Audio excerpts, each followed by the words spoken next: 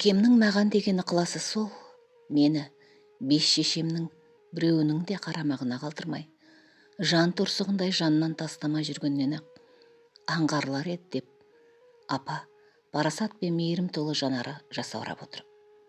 Қатты толқығаны сезілгендіктен бе біз апаның әңгімесін бөлмей, тым-тырыс тыңдадық. Сөзді өзі сабақтады. Әкемнің жылы дидары өмірі естен кетер ме? Қайта жылдар жылжыған сайын қайран әкемнің қадірін бұрынғыдан бетер жақын сезінгендей боламын.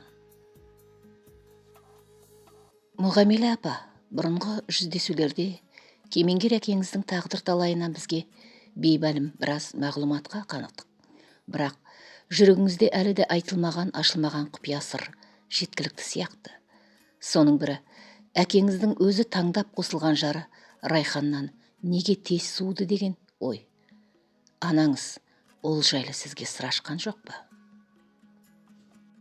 Бұл әңгімеге оралу анам екеумізге де оңай тимейтін, деді апа ауыр күрсініп.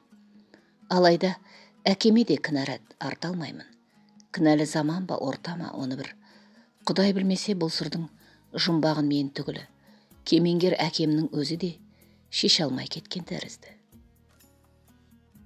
Әкем сонау 17-ші жылы Семейдегі семинарияда оқып жүріп елге келеді.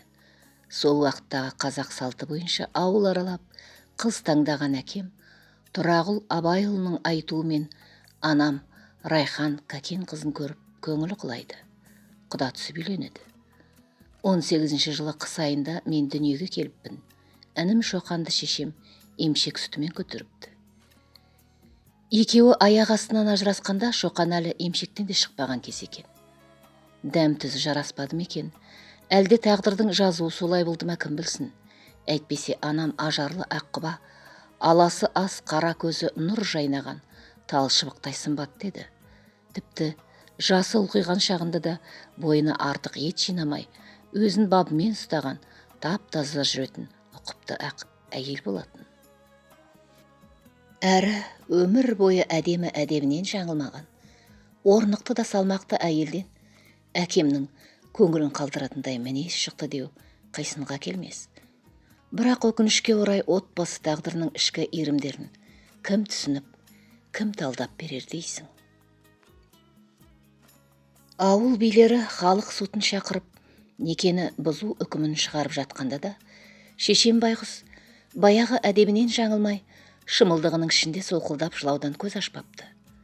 Сол кезде өзі екі баланың анасы ғой, ең болмаса әкемнен жазығым не, неге бұлай еттің деп сұрауға да именіп, бар кінәм оқымағаным шығар, өзіңе тен көрмеді-ау деген пікірге келіпті.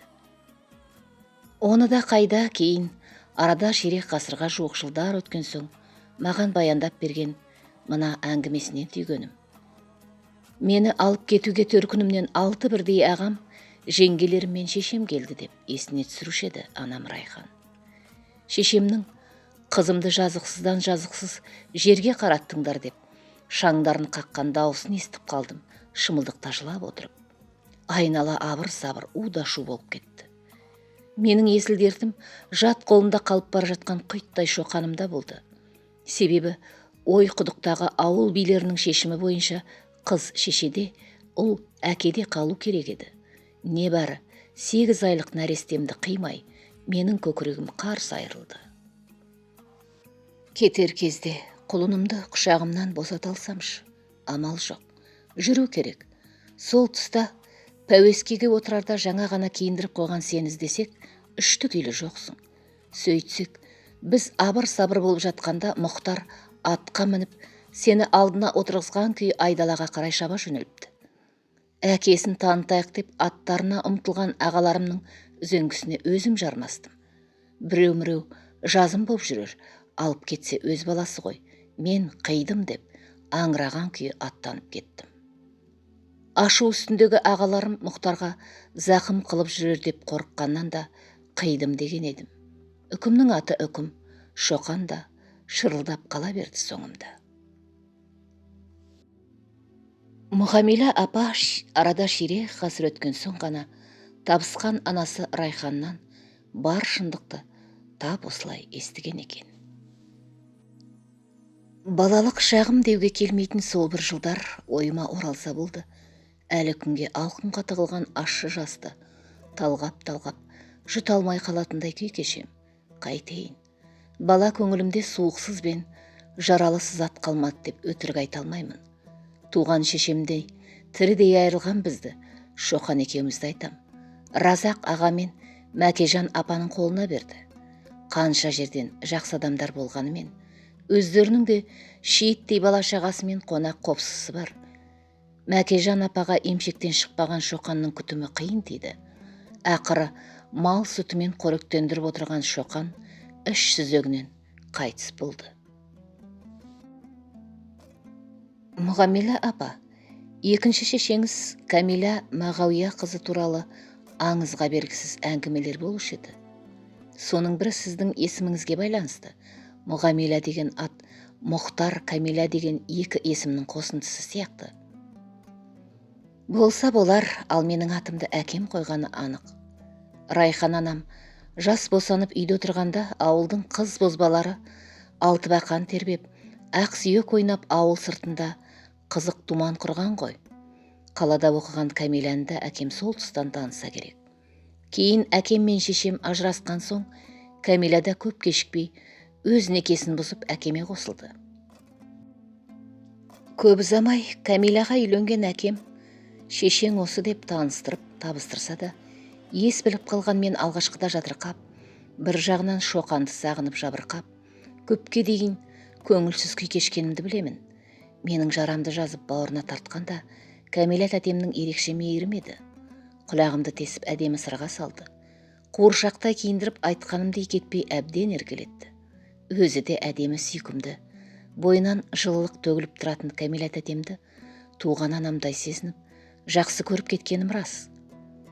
Кейде егер Шоқан да бірден осы Кәмила тәтемнің қолына келгенде бәлкім тірі қаларым еді деп те қиялдап кететімін. Қойшы әйтеуір не керек, күндер солай сырғып өтіп жатты. Кәмила тәтем 2 рет құрсақ көтерді. Екеуі де көп ұзамай жетінеп кетті. Әкем екеуінің арасындағы жалғыз дәнекері маған бар аналық мейірім төге бастады. Осыны сезінген менің де алаң көңілімнің бұлты сейіліп, бал дәуренім жапырақ жая бастаған шақта тағдыр құйыны тағы кеп соқты. Әкем Ленинградқа оқуда кеткен кез болатын. Бір күні үйге Семейден Әлкей Марғұлан ағам келді. Біраз сөйлескеннен кейін Кәмила тәтем ал кеп ағыл-тегіл егілсін. Не болғанын түсінбей аң-таң күйде мен екеуіне бірдей кезек-кезек жаутаңдаймын. Олар маған түсініксіз, жайсыз бір жағдайды айта алмай отырған сыңайлы. Сөз арасындағы Кәмила тәтемнің ең болмаса маған мұғашты қалдырсыншы деген жалынышты сөзін құлағым шалып қалса да, бұл әңгіменің төркінін түсініп, байыбына баралатындай кезім емес еді ғой. Осылай бір сұмдықты ішім сезіп түккі түсінбей сілейіп тұрғанымда, Кәмила тәтем орнынан әзер көтеріліп, көңілсіздеу қалыпта мені жолға дайындай бастады. Бар айтқан сөзі, Семейге барасың, болды. Бұрында Семейге барып Ахметбек ағаның үйінде қонақ болып қайтатынбыз. Әкеме баратын болдым деп қуанып қалған мен, Кәмила тәтемнің үйде қалатынын түсінгенде, бірге барамыз деп жер тепкілеп, біраз қиғылық салдым. Кәмила тәтемде ағыл-тегіл жылап, құшағынан әрең босатып тұрып, мен кейінірек келемін жаным. Әкең қатты сағынып жүр екен. Сен бара бер дегеніне аладанып, алды-артыма қарамай кете беріппін. Сол жолы Кәмила тәтеден бір жолы ажырағанымды, енді қайтып оны ешқашан көре алмайтынымды түк сезгем жоқ едім мен байғұс. Сүйіп қосылған жарынан бір, бауырына басқан менен 2 айырылған Кәмила шешем осы бір қатты қайғыны көтер алмай, күйзелістен ауру өкпесі онан сайын қабынып, көп ұзамай құсадан көз жұмыпты.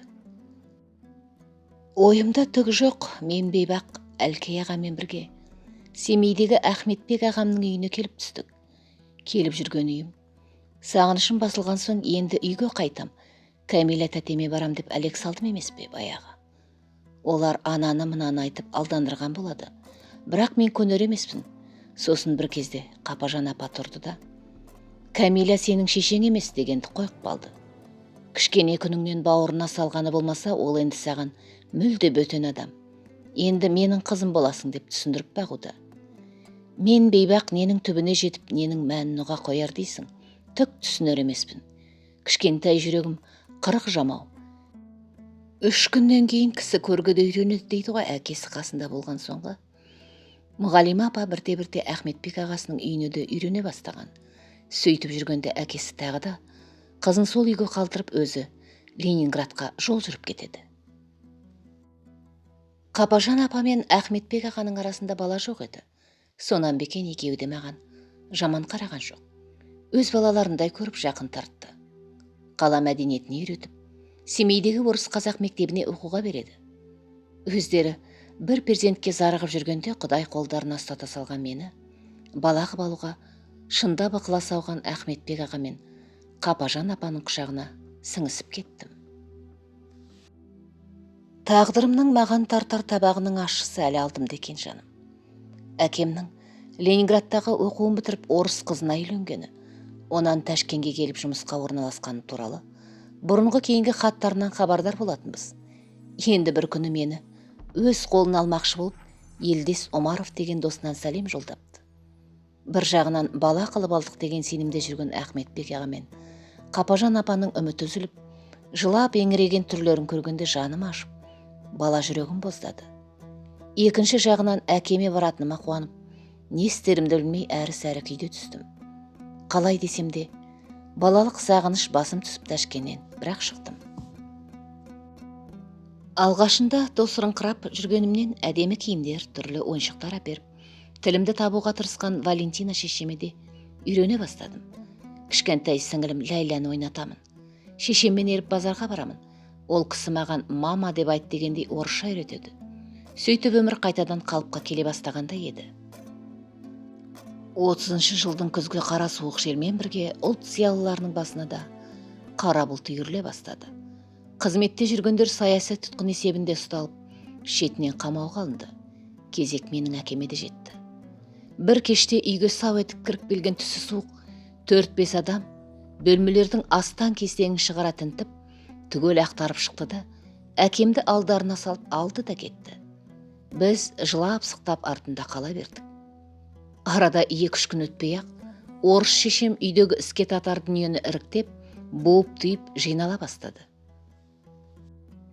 Ойымда дәнеңе жоқ, мен байқұста құрақ ұшып, жип теруіне көмектескен боламын. Ертесіне кешкілік, маған бұрылып бірауызды тіл қатпастан, өзінен туған Ләйләні жетектеді де Ленинградқа тайып тұрды емес пе? Үлкен үйде қызметші әйел екеуміз ғана қалдық аңырап. Енді не істеудің ретін білмей, дал болып отырғанымызда қолдарында қағазы бар біреулер кіріп келіп, екеумізден үйді тез босатуды талап етті. Үйден шыққан соң қызметші әйел өз жөніне кете барды. Мен болсам аш-жалаңаш танымайтын қалада, тілін білмейтін жұрттың ортасында жалғыз қалдым тентіреп.